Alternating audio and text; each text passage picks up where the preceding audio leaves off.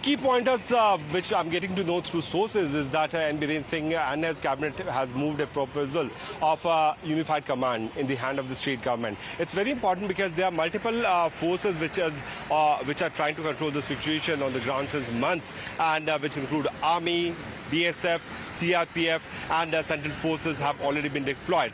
So what Biren Singh wants through his cabinet, the proposal which is expected to be given to the governor right now, which is being given, and then that will be forwarded to the Home Ministry, that the state government should be given a unified command.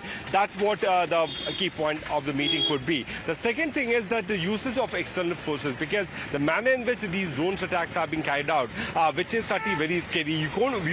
Our viewers will be shocked to know that barely 20 kilometers away from this location, where Raj Bhavan and the CM house is, drones are being hurled from drone. I beg your pardon, bombs are being hurled from drone, which is certainly making it very complex for the security forces to control the situation. Although we know that there are anti-drone mechanisms which the central forces have been using, but it is very difficult to keep all these anti-drone mechanisms in civilian area. We have seen the manner in which in this particular week, multiple people have died from both ethnic communities, which is certainly a very scary thing. What the state government want is to have a unified control in their hands so that they are very well within its power. Because what is happening right now, that post the border of Chuda Chandpur, where the other members of the other ethnic communities have been saying the state police is not allowed to go. Only in this area the state police is there. On the other side, Army and CRPF have been deployed.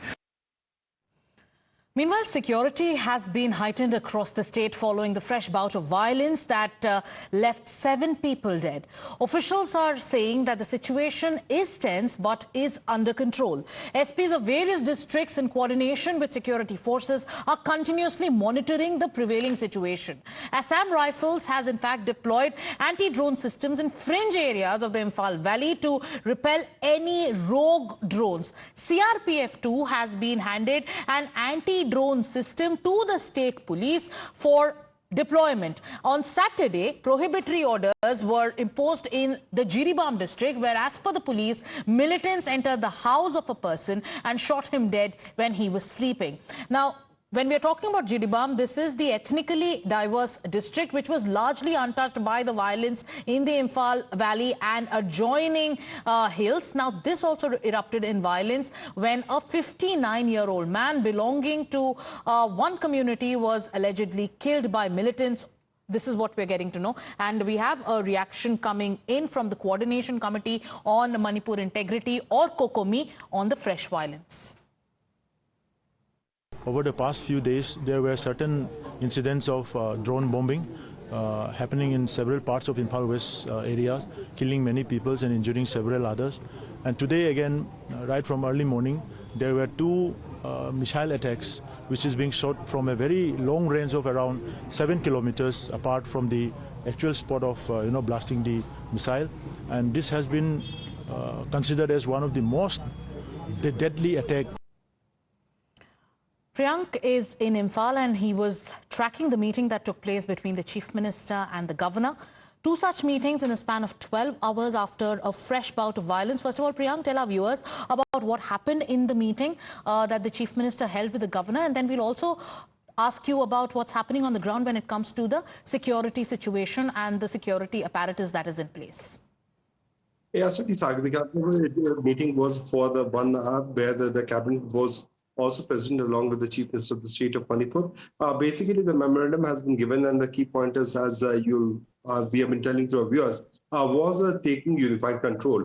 There have been 2 opinions that whether unified control should be given in the hand of the state government or not. Because members of both the committees are not in favor of the state government, because one committee which is on the Chuda Chandpur side, which is being alleged of using these rocket-propelled launchers as well as those drone attacks, have been saying that the state government is something which has been shielding the members of the committee from where the CM belongs to.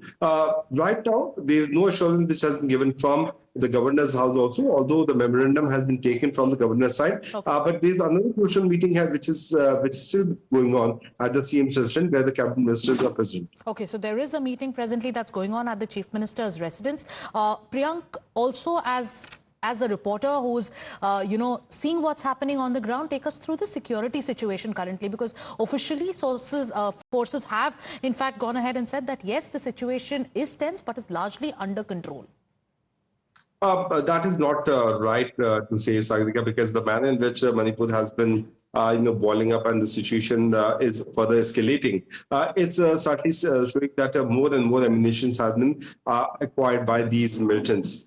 They have been, pumpy guns, which is certainly a pipe gun, which throws big ammunition to the other side, which can throw till 300 to 400 meters. That has also gone up to a different level where rocket-propelled launchers, which are locally prepared, are being used. Furthermore, if you see the drone dropping bombs is certainly very scary, because recently drones were used to throw bombs barely 20 kilometers away from the CM's distance.